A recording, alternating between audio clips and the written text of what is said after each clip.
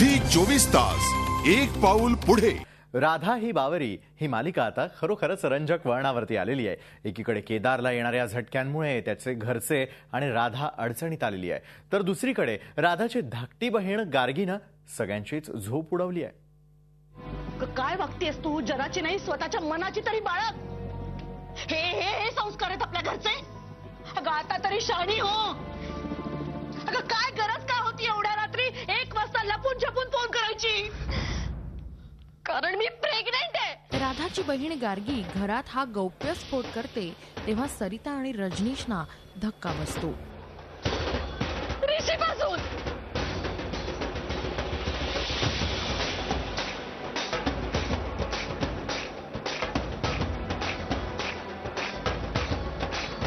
अरे बघ बघ बघ बघ कसा मान झटकतोय बघ।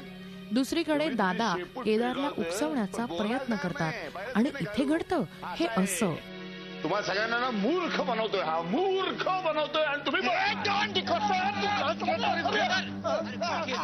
केदार दादांच्या अंगावरच धावून जातो आणि चक्क त्यांच्या जीवावर उठतो। सोड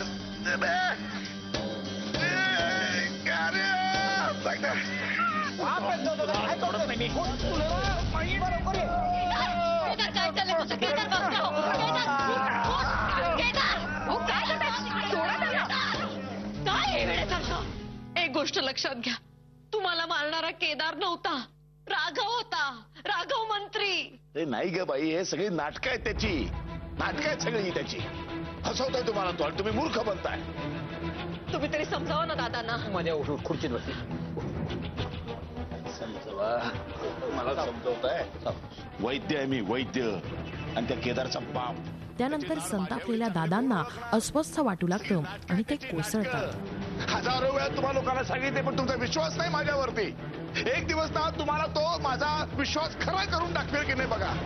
त्या दिवशी तुमचे डोळे उघडतील। एक दिवशी चिंतेच्या ठोकाने असा फोडणार आहे मी, सुधासारखा सरळ येतो की नाही बघा तो।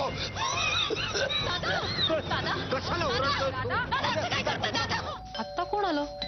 म्हणजे हॉस्पिटलमध्ये इमर्जन्सी असती तर फोन केला असता ना। घरून निघालेला केदार थेट राधाचं घर गाठतो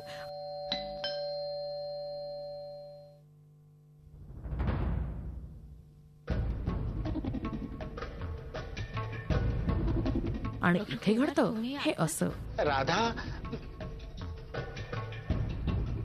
राधा, डॉक्टर केदार, केदार, राधा,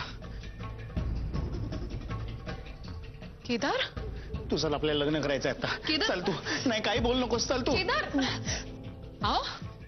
काय चालवलं तुम्ही? तुमचं काय डोकं बिकं फिरलंय का? ही काय वागण्याची पद्धत झाली? रात्री अपरात्री कुणाच्याही घरात येऊन काय वाटेल ते करताय तुम्ही? मॅम तुम्ही तिचं लग्न दुसऱ्याशी लावून द्याल आणि मी गप्प बसेन?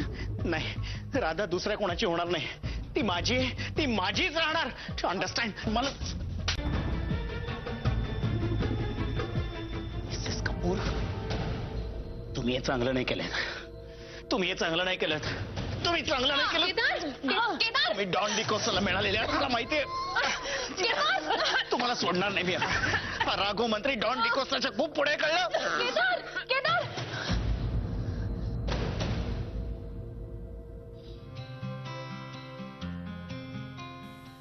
आता केदारला मेंटल हेल्थ सेंटरमध्ये दाखल करण्यात येतं। या अचानक झालेल्या आघातांमुळे सौरभ पुरता कोलमडतो, पण त्यावेळी राधा त्याला धीर देते। आता या प्रसंगामुळे का होईना सौरभ राधाची जवळीक आणखी वाढणार आहे।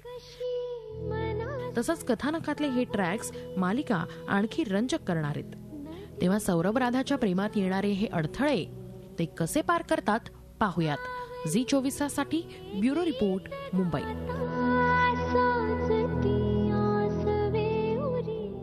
झी 24 तास एक पाऊल पुढे।